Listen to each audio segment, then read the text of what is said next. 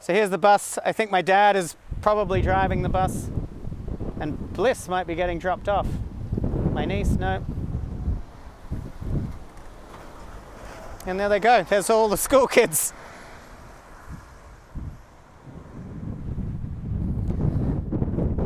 This is the goanna tree.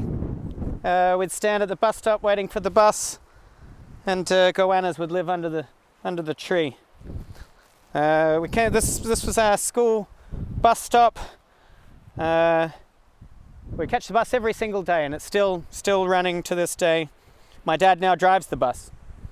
But when I was 9 years old, Mum and Dad moved my brother Tim, who was 2 years older than me, and I to a new school. Me at 9, Tim at 11. And it's tough being a new kid at a new school. We didn't have to move houses, we just went to a different school. And you got choices when you're the new kid at a primary school at this age. You can be the quiet kid who's just new, who sort of blends into the background. You can be the funny kid who immediately becomes quite popular, or you can see it like jail, where you just take out the biggest, toughest person and become the school bully. I chose to be the quiet one and blend into the background. Tim chose the jail route. He thought he would beat everyone up and immediately became the school bully.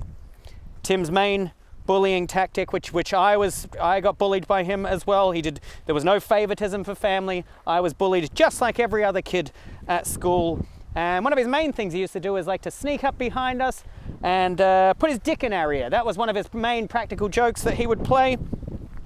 And that was his bullying tactic. And just this horrible, horrible bully would sit on my chest with his knees on my arms like that, and then lean over and go to spit into my face.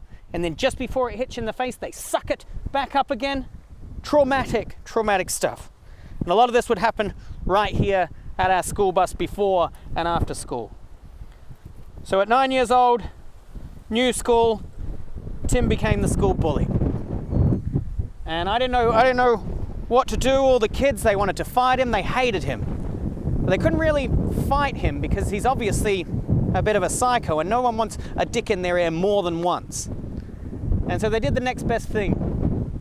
Took it out on me, the younger sibling, the quiet one, the one just off in the background, thinking that he'd stick up for me. But it didn't work. And so I did the only thing I knew as a 9-year-old kid, where all the kids at a brand new school, they want to fight me. I told all of them that I know karate. And they believed me. I started teaching karate lessons at lunchtimes. The only thing I know about karate as a 9-year-old kid at this age is I've seen the movie Karate Kid about 1,000 times.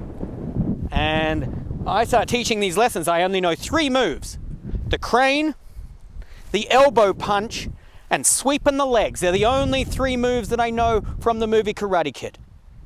And they all believe me. Slowly, my pupils at lunchtime are growing. I'm teaching these lessons, and I'm scared to shit that they're going to find out at any time that this is all just a big lie to get out of being beaten up. But they all believe me.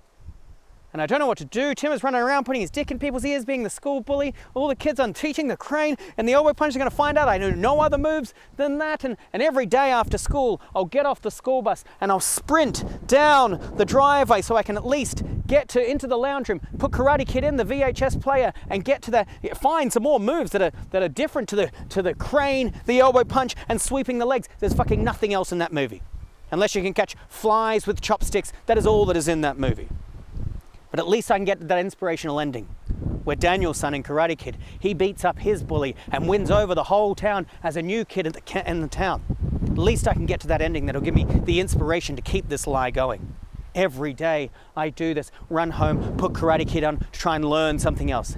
Every day, Tim walks into the lounge room after me, grabs the remote from the side of the couch, presses stop on the VHS. I'll stand up and say, "Hey, I was watching that." He'll slap me in the face and say, "Fuck off, wanker." Every day he does this. This is getting far more stressful for me. Slowly, kids are paying me. They're paying me for these karate lessons. I don't know what to do. My auntie goes to Singapore and brings me back a maroon satin dressing gown with a dragon on the back. I wear it to school. I have to. And I'm teaching these kids, and the teacher, she sees me teaching all these kids, and she says, "You're very good at karate, Jon." I say, yes, I know. She says, would you like to do a karate demonstration at the all schools assembly? I say, yes. The days leading up to this assembly, I am stressed. I am sweating every day, sure that I'm going to get found out at any time, that one of these kids is going to realize that I'm just copying the moves from Karate Kid. Every day I'm running home to put Karate Kid in the VHS to try and learn something else. There's fucking nothing else in that movie. The day before the all schools assembly, I run home faster than usual. I put the VHS in. I try and get to that inspirational ending. Tim walks into the living room, goes to grab the remote, but this day I'm prepared. I lean down the side of the couch and I pick up a door snake. Now, a door snake is just this long, heavy thing. You put it under the gap under the door. It stops a draft from coming in winter. It's kind of like this toy type thing. And like I said, I was from a poor family. I didn't have many teddy bears or anything like that. So I actually used to sleep with a door snake. And I know that's really sad, but that's what it was like growing up here. And this long thing, and I picked it up. I closed my eyes and I swung it as hard as I could.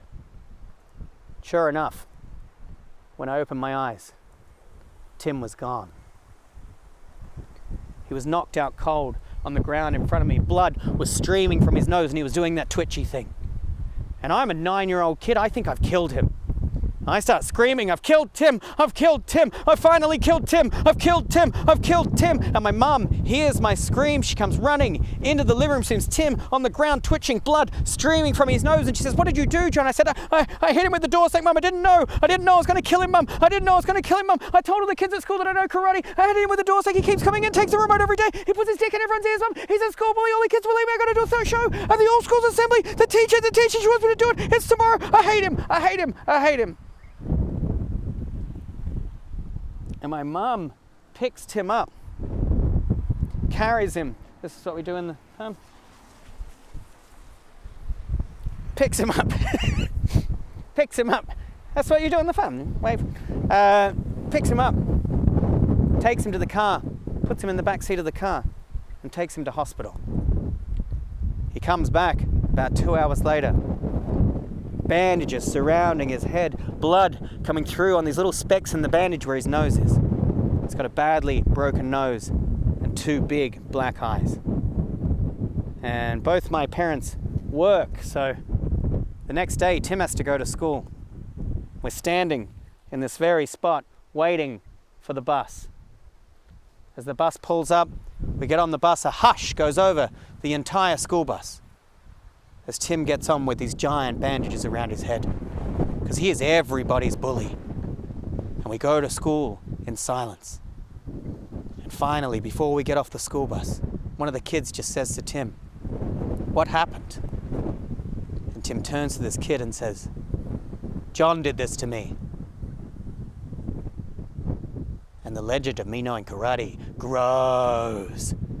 All the kids at the all schools assembly, they follow my every move. I win over all the kids at school because I have beaten the bully just like in Karate Kid. But you know what? The truth of that story, when my mum came in and said, what happened? I said, I didn't know, Mum. I didn't know I was going to hurt him. I thought it was a toy, Mum. I thought the door snake was a toy. I didn't know I was going to hurt him. I had cut open a door snake the day before to make sure it was full of sand or rocks or something that was going to fuck him up.